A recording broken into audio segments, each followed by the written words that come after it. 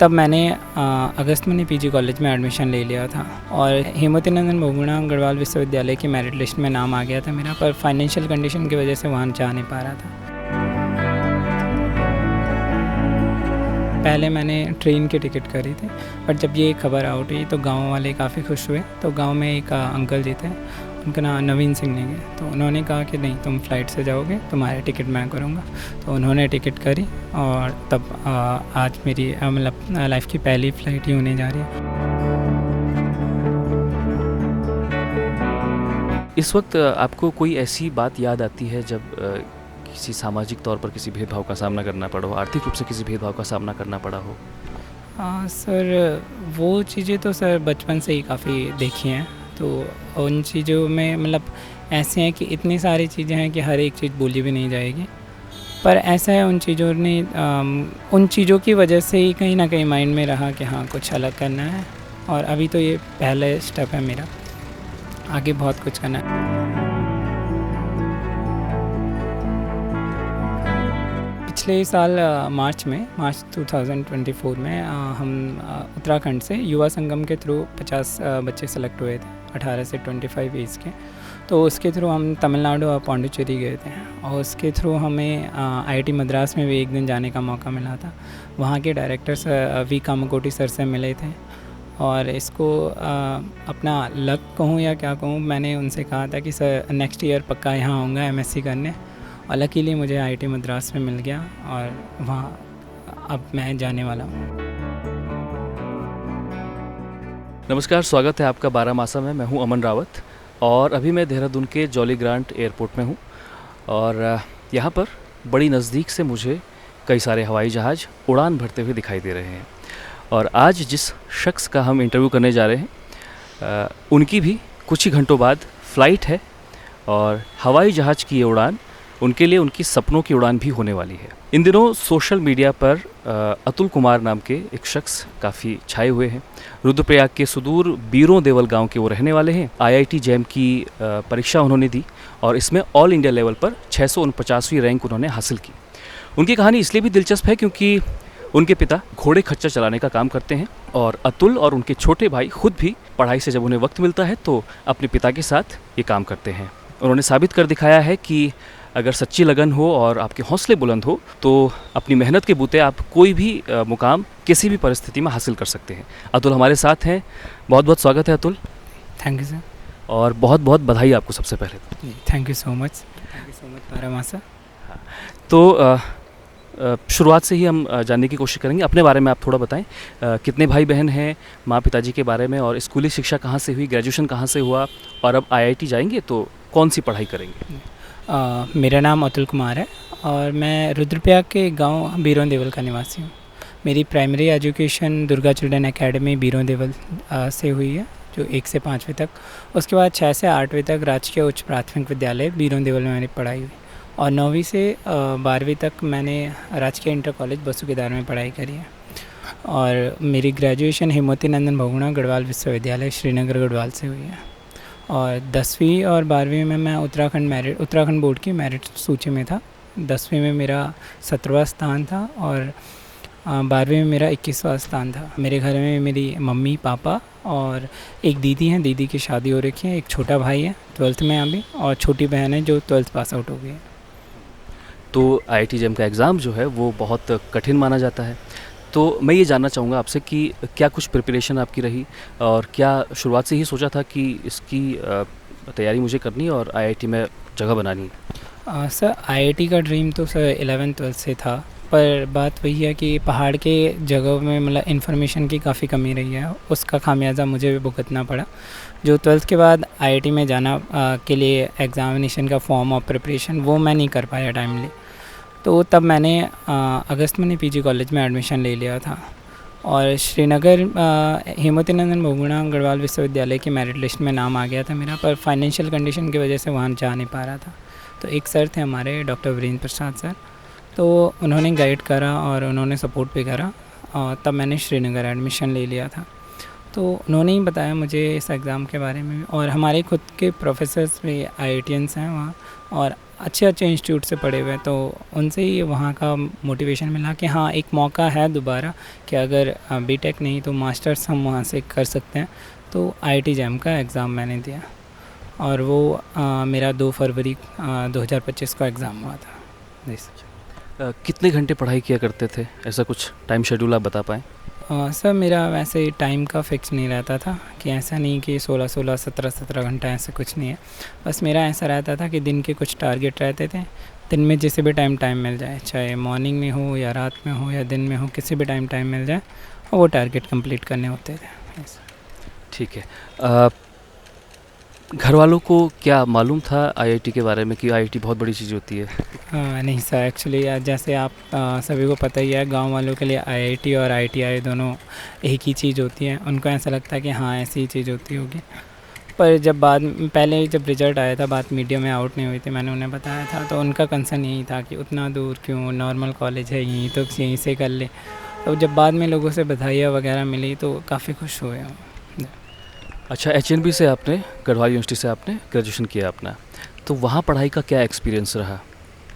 Sir पढ़ाई का तो काफ़ी अच्छा माहौल है सर। हमारा साइंस का डिपार्टमेंट, चाहे मैथमेटिक्स हो या फिज़िक्स का डिपार्टमेंट हो या कंप्यूटर साइंस का डिपार्टमेंट हो, सारे फैकल्टी काफ़ी अच्छी फैकल्टी हैं, अंडरस्टैंडिंग हैं और वेल ट्रेंड, वेल एजुकेटेड जो फैकल्टी हैं, और काफ़ी अच्छा माहौल रहा है वहाँ। अच्छा, अभी आईआईटी का एग्ज़ाम आपने निकाला और अच्छी रैंक आपने हासिल की है, तो कई सारे लोगों का आपको फ़ोन आ रहे होंगे, कई सारे चैनल्स में आपने इंटरव्यू दिया है, तो इस वक्त आपको कोई ऐसी बात याद आती है जब किसी सामाजिक तौर पर किसी भेदभाव का सामना करना पड़ा हो, आर्थिक रूप से किसी भेदभाव का सामना करना पड़ा हो? सर वो चीज़ें तो सर बचपन से ही काफ़ी देखी हैं, तो उन चीज़ों में मतलब ऐसे हैं कि इतनी सारी चीज़ें हैं कि हर एक चीज़ बोली भी नहीं जाएगी। पर ऐसा है, उन चीज़ों की वजह से ही कहीं ना कहीं माइंड में रहा कि हाँ कुछ अलग करना है, और अभी तो ये पहले स्टेप है मेरा, आगे बहुत कुछ करना है। और रही बात फाइनेंशियली, तो काफ़ी इम्पेक्ट पड़ा है। मैं 2 आदमियों का नाम लेना चाहूँगा। एक है उनका नाम है श्री अनिरुद्ध मैठानी सर, वो एसएसपी हैं अभी टिहरी गढ़वाल में। तो जब श्रीनगर में आया था, मैंने वहाँ रूम करा था, तो रूम के रेंट का थोड़ा इशू था, तो उन्होंने भी हेल्प करी। और विक्रांत भंडारी सर, जो कि अभी मेरे साथ में भी हैं, उन्होंने भी मुझे पिछले 1 साल से वो मतलब रूम के रेंट के लिए स्पॉन्सर करे थे। उन्होंने भी गाइड करा काफ़ी। और मेरे सर, जिनका नाम मैंने पहले भी लिया, डॉक्टर वीरेंद्र प्रसाद सर, जो कि मतलब मेरे अगस्त में पीजी कॉलेज वाले, जो मेरा पुराना कॉलेज था, वहाँ के सर थे। बट उन्होंने मुझे गाइड करा कि अगर सेंट्रल यूनिवर्सिटी में एडमिशन है, वहाँ का एक्सपोजर ज़्यादा अच्छा होगा, तो मैं वहाँ जाना चाहिए। और इसके अलावा एक मैं अपने मित्र का भी ज़रूर नाम लेना चाहूँगा। खैर मित्रों का तो सारे मित्रों का नाम सारे मित्रों का काफ़ी सहयोग रहा, पर एक मित्र, उसके बाद ऑनलाइन मटेरियल था, महावीर सिंह नेगी, वो चमोली का है। तो जब मैंने उससे कहा कि भाई शेयर कर लेते हैं, स्प्लिट कर देंगे, तुम लैपटॉप में चला लेना, मैं मोबाइल में चला लूँगा, और इससे दोनों को ईजी पड़ेगा। पर भाई ने मुझसे शेयर कर दिया था और मुझसे पैसे नहीं लिए थे, तो उसका स्टडी मटेरियल काफ़ी काम आया मेरे। और जून के टाइम पे तो केदारनाथ में था, तो जुलाई से मैंने प्रिपरेशन शुरू करी थी और 5-6 महीने आगे, और उसके बाद फरवरी में एग्ज़ाम हुआ था मेरा। इस एग्ज़ाम में, आईआईटी जैम के इस एग्ज़ाम में कितने लोगों ने अप्लाई किया था, कितने लोगों में से? अभी मतलब जो मेरा इस मैथमेटिक्स का था, तो उसमें अराउंड 12 से 13 हज़ार लोगों ने करा था, क्योंकि ये मास्टर्स का एग्ज़ामिनेशन है, सिर्फ 7 सब्जेक्ट्स में होता है। तो मेरा मैथमेटिक्स में था, तो इसमें इतने लोगों ने करा था। फिर तो आगे आप एमएससी मैथमेटिक्स की पढ़ाई करेंगे? जी, मेरा आईआईटी मद्रास से एमएससी मैथमेटिक्स। मतलब जो उसका हमारा रिज़ल्ट आया था, तो रिज़ल्ट में हमें ऑल इंडिया रैंक प्रोवाइड होती है और हमारे मार्क्स दिखते हैं। उसके बाद हमें काउंसलिंग प्रोसेस फॉर्म भरना पड़ता है, जिसमें हम अपने प्रेफरेंस ऑर्डर के अकॉर्डिंग आईआईटीज़ फिल करते हैं। तो जब मैंने प्रीवियस ईयर का डेटा देखा, तो मुझे टॉप के 7 आईआईटीज़ में से एक को छोड़ के, 1-2 को छोड़ के, जो कोर्सेज़ मुझे करने थे उनमें छोड़ के बाकी और मिल रहे थे। फिर मुझे चूज़ करना था कि कौन सी वाली में जाना हो। तो इसके लिए एक प्रोफेसर थे आईआईटी बॉम्बे के, डॉक्टर आनंद नारायण हरिहरन, तो वो मुझे इनिट मैथ का एक कैंप था, जो एमटीटीएस ट्रस्ट के द्वारा ऑर्गेनाइज़ होता है, 1 वीक का कैंप हुआ था, वो हमारा आईआईटी रुड़की में कहीं ना कहीं उस कैंप ने भी काफ़ी इम्पैक्ट डाला है मुझे कि हाँ IITians ऐसे होते हैं, क्योंकि वो सर खुद IIT से थे, हमें 2 प्रोफेसर्स और ने IIT से VIT से उन्होंने पढ़ाया था। तो तब लगा था कि हाँ इन चीज़ों को इस तरह से भी सोचा जा सकता है। तो तब उन्होंने सजेस्ट करा था कि IIT मद्रास बेस्ट इंस्टीट्यूट है तुम्हारे लिए। तो तब मैंने प्रेफरेंस ऑर्डर इस तरह से सेट करा था कि मुझे IIT मद्रास मिल गया। पिछले साल मार्च 2024 में हम उत्तराखंड से युवा संगम के थ्रू 50 बच्चे सेलेक्ट हुए थे 18 से 25 एज के। तो उसके थ्रू हम तमिलनाडु और पौंडीचेरी गए थे, और उसके थ्रू हमें IIT मद्रास में भी एक दिन जाने का मौका मिला था। वहाँ के director sir V Kamakoti sir से मिले थे, और इसको अपना लक कहूँ या क्या कहूँ, मैंने उनसे कहा था कि सर नेक्स्ट ईयर पक्का यहाँ आऊँगा MSc करने, और लकीली मुझे IIT मद्रास में मिल गया, और वहाँ अब मैं जाने वाला हूँ। तो अभी कुछ ही घंटों बाद मैं अपने दर्शकों को बता दूं, अभी टाइम हो रहा है 6 बजने वाले हैं, 6 बजने के लिए बस 10 मिनट बाकी हैं। तो कुछ ही मिनटों में अतुल को अंदर जाना है, एंट्री करनी है, और 8 बजे की उनकी फ़्लाइट है।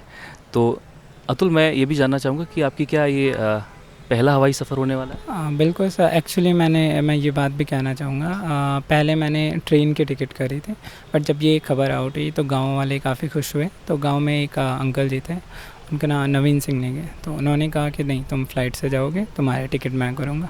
तो उन्होंने टिकट करी, और तब आज मेरी मतलब लाइफ की पहली फ़्लाइट ही होने जा रही है। और इसके अलावा काफ़ी सारे टीचर्स लोग भी सपोर्ट कर ही रहे हैं, चाहे वो फाइनेंशियल हो चाहे कुछ, मतलब गवर्नमेंट से तो मुझे मतलब भी नहीं है उतना, पर मेरे टीचर्स ने हमेशा सपोर्ट करा है, मेरे पेरेंट्स ने, मेरे फ्रेंड्स ने, सभी ने बहुत सपोर्ट करा है। तो बहुत बहुत शुक्रिया अतुल, और बहुत बहुत शुभकामनाएं आपको। आप बिल्कुल कई लोगों के लिए इंस्पिरेशन है ना। और जैसा कि अतुल ने कहा कि पहली उनकी ये हवाई यात्रा है, और जब गांव में पता चला कि हमारे गांव का एक लड़का है और उसकी इतनी अच्छी रैंक उसने अचीव की है, तो गांव के ही एक अंकल जी ने एरोप्लेन का टिकट करा दिया। तो बहुत अच्छी बात है, गांव के सभी लोग एकजुट हो जाते हैं। तो हमारी तरफ से, हमारी पूरी टीम की तरफ से आपको बहुत बहुत शुभकामनाएं, है ना। और आप बहुत अच्छा काम करें, अपने घर वालों को प्राउड फील कराएं, और इसी तरह के और भी वीडियोस के लिए आप बारामासा से जुड़ सकते हैं, बारामासा को देख सकते हैं। ये वीडियो आपको पसंद आया हो तो इस वीडियो को लाइक कीजिए, कमेंट कीजिए, शेयर कीजिए, और चैनल की पेड मेंबरशिप के साथ आप सुपर थैंक्स बटन दबाकर भी बारामासा को सहयोग कर सकते हैं। धन्यवाद।